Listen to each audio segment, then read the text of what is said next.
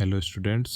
तो आज हम लोग क्लास 12th की केमिस्ट्री में जो प्रैक्टिकल है टाइट्रेशन के बारे में कुछ बेसिक चीज़ें देखेंगे और टाइट्रेशन करते कैसे हैं उनको थोड़े स्टेप्स देखेंगे। मैंने इससे पीछे भी एक वीडियो में बताया था, लेकिन उसमें कुछ इशू आ गया था वीडियो में, तो हम लोग आज इसको अच्छे से देखेंगे यहाँ पर को। तो टाइट्रेशन होता क्या है बेसिकली, कोई भी पूछ सकता है ना। तो ऐसी कोई प्रोसेस जिसमें सॉल्यूशन की हम लोग को एक सॉल्यूशन की नॉन कंसंट्रेशन होती है, उसकी कंसंट्रेशन हमको पता होगी। कंसंट्रेशन मतलब कि जैसे ये है हमारे पास कंसंट्रेशन ऑफ सॉल्यूशन किसे कहते हैं, कि सॉल्यूट के कितने पार्टिकल हमारे प्रेजेंट हैं किसी भी एक गिवन सॉल्वेंट में या सॉल्यूशन भी बोल देते हैं, उसको कंसंट्रेशन ऑफ सॉल्यूशन कह देते हैं। जितना ज़्यादा सॉल्यूट होगा किसी भी सॉल्यूशन में उतने ज़्यादा कंसंट्रेटेड वो बनते जाएगा। ठीक है। अब एक छोटी सी चीज़ देखिए, मोलरिटी हम सबको पता है, number of moles dissolved in 1 litre volume of solution. अब ये कुछ मैथमेटिकल टर्म्स हैं, जैसे 1 लीटर कितना होता है 1000 सेंटीमीटर क्यूब, इसको हम लोग 1 DM क्यूब भी बोल देते हैं बहुत बार। ये तो थोड़ा मैथमेटिकल पार्ट हो गया जो बेसिक हमारा रहता है ना 7th 8th 9th में। अब अगर हम लोग को कोई बोले कि 2 मोल शुगर है 1 DM क्यूब वाटर में, ठीक है, या 1 लीटर वाटर में, तो उसका मतलब होगा कि 2 मोलर हमारा क्या बना हुआ है, सॉल्यूशन बना हुआ है शुगर का। अगर 3 मोल सॉल्ट का प्रेजेंट है किसी भी 1 लीटर वाटर में या 1 DM क्यूब लिखे यहाँ पर को, तो क्या हो गया वो 3M, उसका क्या हो गया, कंसंट्रेशन हो गई। ऐसे ही अगर 10 मोल है KOH के 2 DM क्यूब में, तो सिंपल सी बात है, डिवाइड करके आ जाएगा हमारा 5 मोल पर लीटर, या 5 मोलर का सॉल्यूशन बना हुआ है। अब टाइट्रेशन किसे कहते हैं ये मैंने आप लोगों को बताया, जिसमें हम लोगों को एक सॉल्यूशन की कंसंट्रेशन नहीं पता होती है, दूसरे की पता होती है। तो नॉन कंसंट्रेशन वाले से अननोन कंसंट्रेशन वाले की हम लोग क्या निकालते हैं, कंसंट्रेशन निकालते हैं। डेफिनेशन देख लीजिए, a process in which a solution of known concentration is used to determine the concentration of an unknown solution। ये आप लोग ऐसे भी पढ़ सकते हो। इन चीज़ों को ना एक नोटबुक में नोट करोगे तो रिवाइज करने के लिए भी सही रहेगा आप लोग के प्रैक्टिकल के लिए। ठीक है। जैसे सॉल्ट एनालिसिस वगैरह में, इन सब चीज़ों में तो प्रैक्टिकल में हम लोग को बुक भी अलाउ होती है, हम बुक से स्टेप से देख के कर सकते हैं, लेकिन टाइट्रेशन को थोड़ा आप लोग को याद करना पड़ेगा। जैसे एग्जाम्पल से समझिए टाइट्रेशन, वैसे KMnO4 का हमारा जनरली ये सभी लोग जानते हैं ना, पोटेशियम परमैंगनेट का ऑक्जेलिक एसिड के साथ, या कभी पोटेशियम परमैंगनेट का मोहर सॉल्ट के साथ होता है। ठीक है। फेरस अमोनियम सल्फेट हाइड्रेट वाला ना, हेक्साहाइड्रेट। तो वो चीज़ें भी हम लोग देखेंगे बहुत उसके टाइट्रेशन की वीडियोस।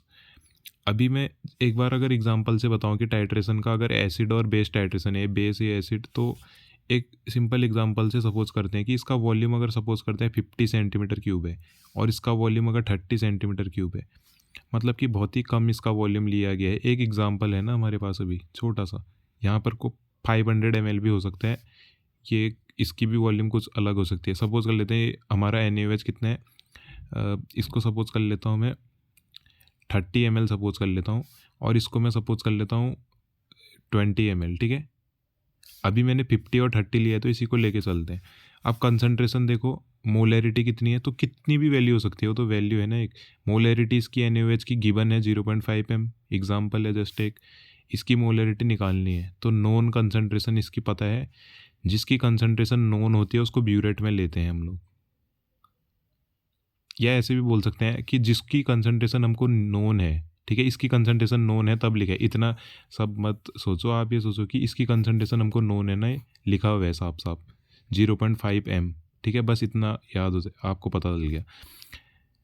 अगला जो हम ब्यूरेट में जिस चीज़ को लेते हैं उसको हम लोग टाइट्रेंट बोलते हैं, ये याद रखो बस। जिस चीज़ को हम लोग ब्यूरेट में लेंगे उसको टाइट्रेंट बोलेंगे। और जिसकी जैसे HCl है, इसकी अब हम लोग को यहाँ पर को क्या है, कंसंट्रेशन अननोन है, इसकी मोलैरिटी नहीं पता है। और अगर मैं इसको किस में लूँ, ब्यूरेट में नहीं लूँगा जिस चीज़ को, इसको मैं फ्लास्क में ले सकता हूँ, या कोई बीकर हो सकता है किसी के पास। ठीक है। तो जनरली फ्लास्क में लेते हैं, कोनिकल फ्लास्क टाइप में होते हैं टाइट्रेशन के लिए। तो इसको एनालाइट बोलते हैं, या टाइट्रेंड इसको बोलते हैं। ठीक है। इसकी कंसंट्रेशन अननोन है हमारे पास, तो ये एसिड बेस्ड टाइट्रेशन हो गया जनरली। अब एक डेफिनेशन है एसिड बेस्ड टाइट्रेशन की, जिससे क्या होता है, a process through which concentration of acid या बेस डिटरमाइन करते हैं। ठीक है। अब देखो, ये तो कुछ जनरल चीज़ें हैं कि कैसे हम लोग को एसिड बेस्ड टाइट्रेशन करना है। सबसे पहले कुछ फ्यू ड्रॉप डालनी है हमको इंडिकेटर की, किसमें, ये हम लोग क्या करेंगे, HCl में डालेंगे। ठीक है। Few drop of indicator like phenolphthalein. फिर NaOH को ब्यूरेट में लेंगे और उसकी वॉल्यूम नोट करेंगे, इनिशियल वॉल्यूम। ये कुछ स्टेप्स हैं। पहला स्टेप क्या है, इंडिकेटर डालेंगे फिनोप्थेलिन HCl में, ठीक है। दूसरा क्या है हमारे पास, ब्यूरेट में NaOH को फिल कर देंगे। फिर ये मैं अभी बस ऐसे आप लोगों को टाइट्रेशन अभी अच्छे से और देखते हैं एग्जांपल से। इसमें इतना स्टेप करने के बाद ब्यूरेट में जैसे ही NaOH डाल देंगे, नीचे हम लोगों ने कोनिकल फ्लास्क में HCl लिया हुआ है यहाँ पर को, तो NaOH ऊपर से अगर हम लोग डालना शुरू करेंगे ब्यूरेट में, तो जब तक पिंक कलर नहीं आ जाता तब तक उसको स्टिर करेंगे। जैसे ही लाइट पिंक आएगा वहाँ पर को हमारा एंड पॉइंट होता है, उसको रीडिंग को नोट कर देंगे। ये देखो फाइनल वॉल्यूम को नोट कर देंगे। अब हम लोग सपोज कर लेते हैं कि 30 सेंटीमीटर क्यूब में NaOH वहाँ पर को रीडिंग दे रहे हैं, एंड पॉइंट आ जा रहा है। तो फाइनल ये हम लोग चेंज इन वॉल्यूम कैसे निकालेंगे, कितना NaOH कंज्यूम हुआ। तो सपोज हमने पहले लिया था इनिशियली 50 सेंटीमीटर क्यूब, यूज़ इतना हुआ, ठीक है। तो बचा कितनी हमारा यूटिलाइज हुआ NaOH, तो इतना हुआ। तो इसको मैं ऐसे बोल सकता हूँ कि 20 centimetre cube of NaOH is required here to react with the 30 centimetre cube of HCl to neutralise is completely, तभी पिंक कलर आया। अब हम लोग देखते हैं एसिड बेस्ड टाइट्रेशन देखते हैं हम लोग KMnO4 वाला, थोड़ा अच्छे मेथड से, ठीक है। अब सबसे पहले तो मैं आप लोगों को कुछ प्रैक्टिकल से रिलेटेड एक चीज़ बताता हूँ कि ये मैंने पहले भी बताया हुआ है। अगर हमारे पास कोई भी सॉल्ट है, कोई भी हमारे पास कंपाउंड है, उसका हमसे जैसे बोल दिया NaOH का इतना मोलैरिटी सॉल्यूशन बनाओ या इतनी उसकी कंसंट्रेशन में सॉल्यूशन बनाओ, वो आप लोगों को कैलकुलेशन करके निकालना पड़ेगा। ये चीज़ें हमको आनी चाहिए 12th क्लास में, तो फर्स्ट चैप्टर ही है हमारा सॉल्यूशन से रिलेटेड। अगर सपोज करिए मेरे पास है M/40 ऑक्जेलिक एसिड सॉल्यूशन बनाने को बोल रहे हैं कोई भी, मैंने सपोज करा 100 ml ऑक्जेलिक एसिड सॉल्यूशन मेरे को बनाना है। ऑक्जेलिक एसिड का फॉर्मूला ये होता है, बहुत सी जगह अलग अलग लिखा हो रहता है ना, अलग अलग तरीक़ों से, मतलब फॉर्मूला सेम ही होगा। मोलर मास इसका इतना होगा, ठीक है, कैलकुलेट कर सकते हैं हम लोग आसानी से। अब देखो M/40 कुछ भी हो सकती है वैल्यू, ये मैं यहाँ पर कोई एक रैंडम वैल्यू ली है। M/40 प्रिपेयर करना है मेरे को ऑक्जेलिक एसिड का सॉल्यूशन। ज़्यादातर आप लोगों ने देखा होगा बुक्स में या वीडियोस में 0.1 m लिखा होता है बुक वगैरह ना, जब हम देखते हैं 12th क्लास की, 0.1 m NaOH, 0.1 m oxalic acid, इस तरीके से ना। तो देखो कैसे हम लोग निकालते हैं, एक शॉर्टकट मेथड भी बोल सकते हो इसको, याद कर सकते हो आप लोग, वरना मोलैरिटी वाले फॉर्मूलेस तो आ जाएगा। ये मैंने पहले भी बताया था आपको वीडियो में। तो यहाँ पर को मेरे को वेट ऑफ ऑक्जेलिक एसिड या वेट ऑफ सॉल्यूट बोल सकता हूँ। यहाँ ऑक्जेलिक एसिड मेरे को चाहिए, उसका बनाना है सॉल्यूशन, तो कितनी वेट चाहिए होगा उसका। तो फॉर्मूला आ जाएगा हमारे पास, weight of oxalic acid required equal to molarity multiply by molar mass multiply by volume in litre, litre में लेना है। मोलर मास पता है, मोलैरिटी M/40, वेट निकालना है, ठीक है, सब चीज़ पता है, वॉल्यूम 100 ml। अब देखो 250 ml बोलता अगर कोई, तो 250 लेता ml, लीटर में कैसे कन्वर्ट होता, 1000 से डिवाइड। 1 लीटर कहता तो 1 कर देता खाली, या 1000/1000 कर लेता। 500 ml कहता तो 500 डिवाइडेड बाई 1000, ठीक है। अब देखो यहाँ 100 ml का है, wait of oxalic acid required, molarity 1/40 M/40, 1/40 ले लिया उसको, ठीक है। ये ऐसे करेंगे, मोलर मास इतना है, वॉल्यूम इतना है। तो जब कैलकुलेट करेंगे इसको आप लोग करना, इतना हमारा वेट ऑफ ऑक्जेलिक एसिड आएगा। अब इसको हम लोग को वेइंग मशीन से वे करना पड़ेगा, ठीक है। वे करने के लिए भी हमारे पास तरीका होता है, उसको वे कैसे करेंगे, ठीक है।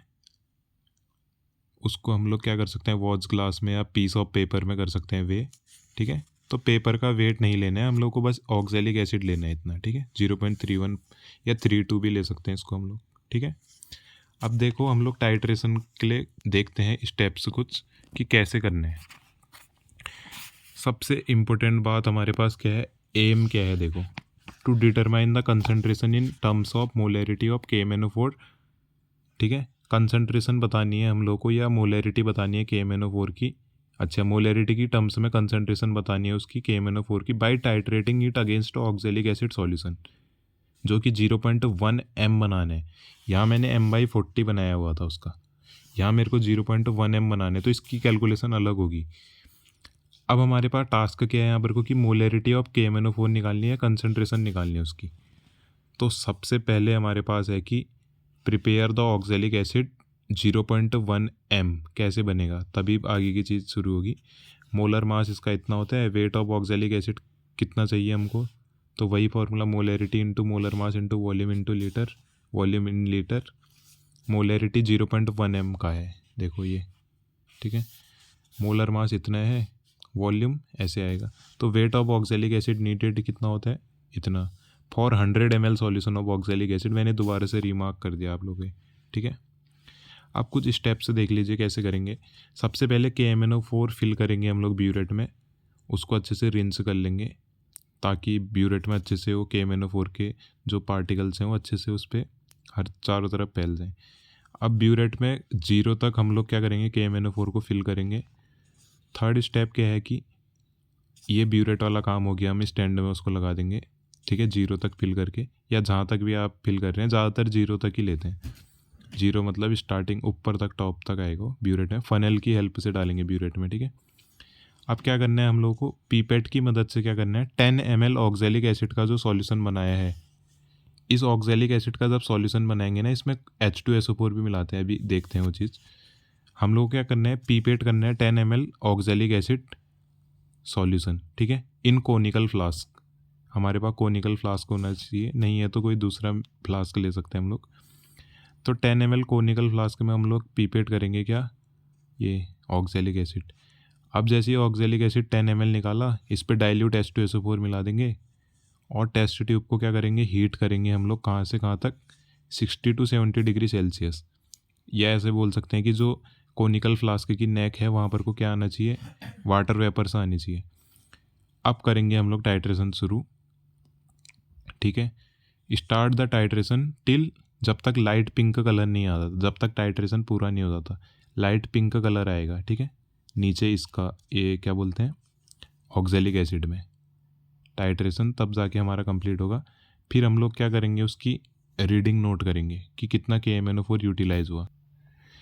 अब हम लोगों को क्या करना है, लास्ट में इस पूरे एक्सपेरिमेंट को, हम प्रैक्टिकल को, हम लोगों को क्या करना है, 3 बार क्या करना है, 3 बार इसको क्या करना है, 2-3 बार हम लोग इसको क्या करेंगे, दोबारा से अगेन एंड अगेन परफॉर्म करेंगे 3 बार, ठीक है।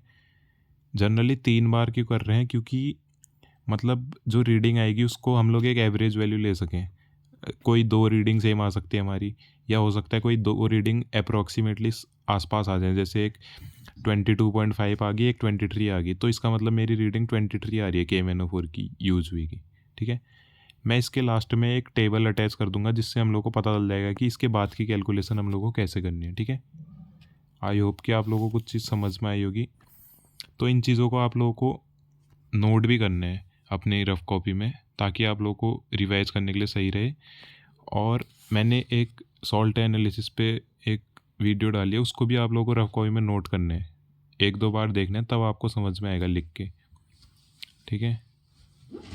तो थैंक यू, मैं इस पर अटैच कर दूंगा कैलकुलेशन।